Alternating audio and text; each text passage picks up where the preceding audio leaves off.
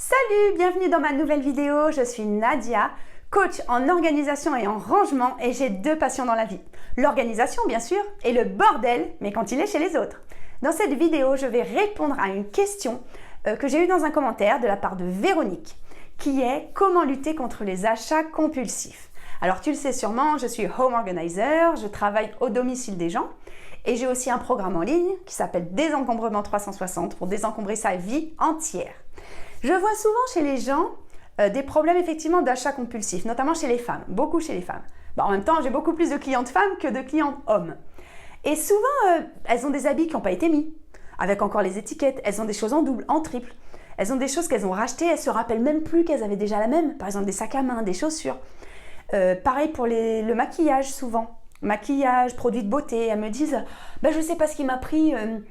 C'est une fois, je suis allée, j'ai acheté, et puis après je m'en suis voulu, et puis après je voulais les rendre, mais j'avais honte. Voilà, donc clairement c'est ça un achat compulsif. Donc c'est hyper intéressant parce qu'avec les années, je me suis quand même beaucoup posé de questions. Moi je crois que j'ai jamais eu de problème d'achat compulsif. Ça me parle pas. Peut-être un peu la lingerie un temps, mais je suis même pas sûre vraiment, c'était pas très compulsif. Donc je me suis beaucoup posé la question, j'ai échangé avec ces dames-là, et c'est vrai que c'est la base du désencombrement. Si on veut désencombrer sa maison, si on veut désencombrer sa vie, il faut déjà défaire ses automatismes. D'accord ? Je vais faire une petite parenthèse avec les 4 accords Toltec. J'ai une vidéo sur les 4 accords Toltec, qui est un livre puissant. Les 4 accords Toltec disent qu'on passe des accords inconscients avec soi-même, avec le monde, et il faut déconstruire ces accords avant d'en construire de nouveaux. Mais il faut se rendre compte des accords qu'on a passés avec nous-mêmes. C'est-à-dire, il faut se rendre compte quels sont nos automatismes. Là, les achats compulsifs, déjà, la base de la chose, c'est se rendre compte quand on a une compulsion. Ça existe une compulsion ? On dit une pulsion ? Bon, je sais pas.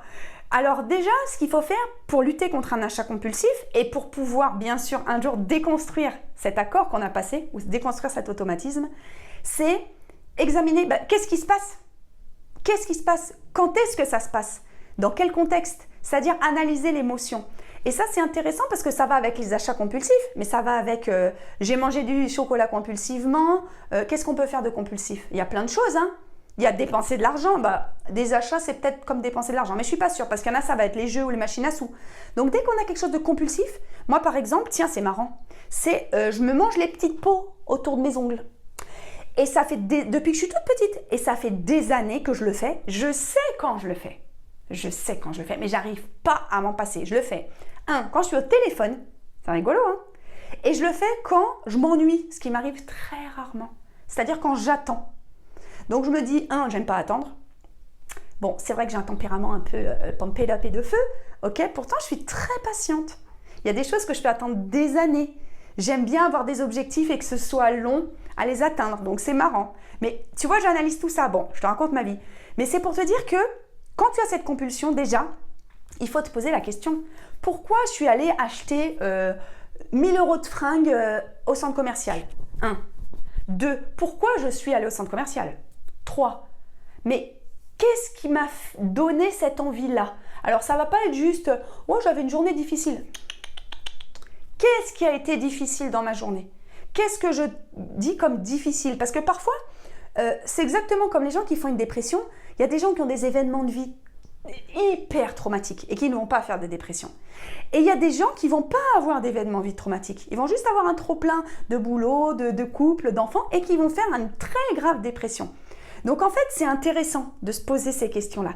Quels sont les déclencheurs ? Quel est le déclencheur de ma compulsion ? Quelle est ma compulsion ? Bon, on va dire que ce mot existe, j'espère, parce que sinon ma vidéo est toute foirée. Donc, ma pulsion, on va dire. Ma pulsion compulsive. Quel est le déclencheur ? Déjà, c'est la base.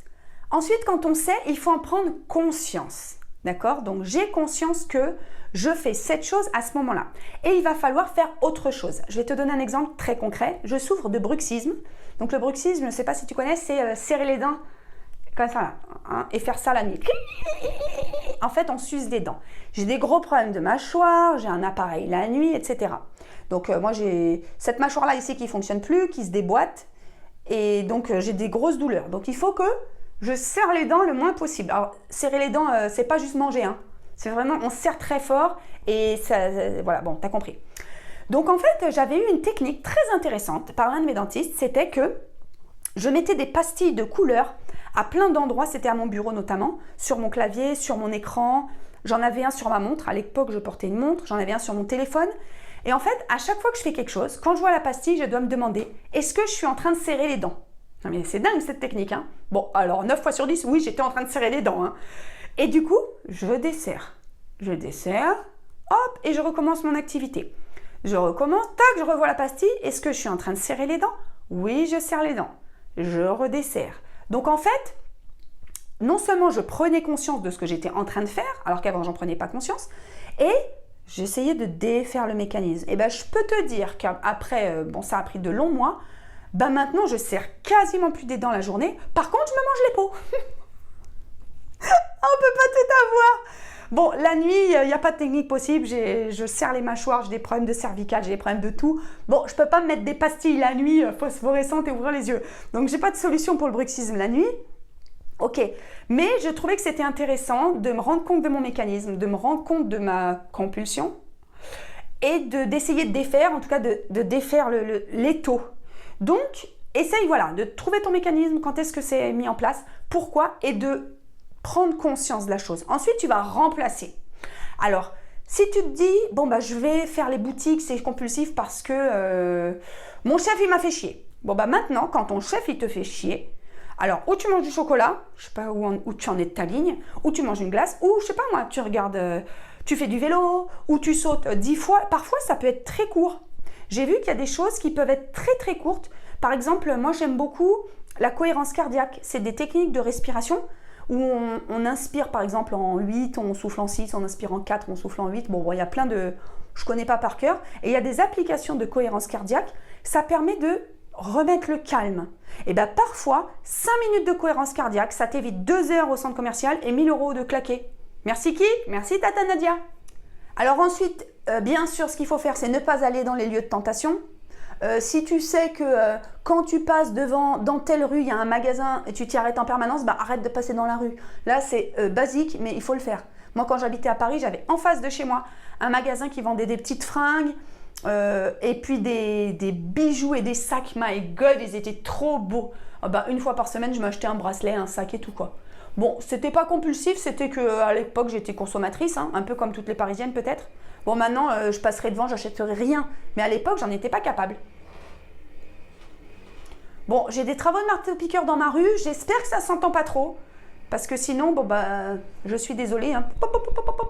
Alors, ensuite, ce que je conseille, j'ai fait une vidéo là-dessus qui s'appelle la wishlist.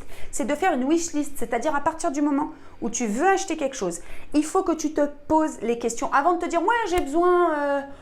d'une paire de chaussures vertes pour aller avec ma robe. » Ok, tu as besoin d'une paire de chaussures vertes. Ok, tu te poses. Tu réfléchis. Est-ce que ta paire de chaussures vertes, t'en as vraiment besoin? Est-ce que tu peux pas mettre tes escarpins noirs pour aller avec ta robe verte? Disons que non, c'est pas possible et tout. Ok. Est-ce que cette chaussure verte, tu as une idée d'où tu vas la prendre? Avec quels autres vêtements tu vas la porter? Est-ce que tu es sûr que tu peux pas remplacer par quelque chose que tu as déjà ou par quelque chose de plus classique, c'est-à-dire pour le coup, des escarpins noirs qui iront avec 20 autres tenues. Ou alors, est-ce que tu peux pas t'en passer? Est-ce que tu es sûr qu'il te faut des escarpins verts pour aller avec ta robe verte? Tu peux peut-être mettre tes bottes marron. Voilà, en fait, tu te poses les questions. Est-ce que j'en ai besoin? Est-ce que j'en ai pas besoin? Est-ce que je peux le remplacer par quelque chose que j'ai à la maison? Est-ce que je peux le remplacer par rien parce que finalement, j'ai un peu pété les plombs en me disant que j'en avais besoin? Et en fait, en se laissant du temps, ça permet vraiment de se dire... Ouais, finalement, j'en ai pas trop besoin. Alors attention, moi je laisse beaucoup de temps. Ça veut dire que j'attends toujours de me trouver ma veste en faux cuir vegan. Je cherche un truc en Pignattex, mais c'est super moche. Les autres trucs que je trouve qui sont pas en cuir, c'est du plastique dégueulasse où ça coûte 800 balles. Ah, donc du coup, j'ai toujours pas de besoin en cuir. Là, en cuir. Là, je cherche des bottines qui soient pas en cuir pour l'hiver. Mais alors la cata, quoi, je sais pas. Je crois que je vais finir chez André à prendre des bottines en cuir et puis c'est tout. Parce que au bout d'un moment, l'hiver va arriver et ça m'est déjà arrivé de vouloir des choses et qu'au bout d'un an, je les ai toujours pas trouvées. Bon, c'est un peu le jusqu'au boutisme de la wishlist. Mais bon, je considère qu'en réalité, j'ai besoin de rien. Je pourrais ne pas m'acheter de bottines cet hiver et ne pas avoir mon blouson en faux cuir. Ma vie, elle serait quand même très très sympa. Donc, on résume ce que je te propose pour lutter contre les achats compulsifs. 1. Trouver le déclencheur. 2. Éviter les lieux de tentation. 3. Remplacer par autre chose. D'accord? Ce que tu veux. J'ai dit chocolat, glace et tout, mais c'est pas que de la bouffe. Hein. sauter en l'air, faire de la respiration. 4, bah, éviter les, voilà, je l'ai dit, éviter les lieux de tentation, mais du coup peut-être changer de circuit ou voilà. Et puis 5, bah, je sais pas. Donc 5, c'est je te fais un gros bisou, tu dis j'aime, tu fais comme ça, tu cliques sur le bouton, tu mets un commentaire, tu t'abonnes et à très bientôt.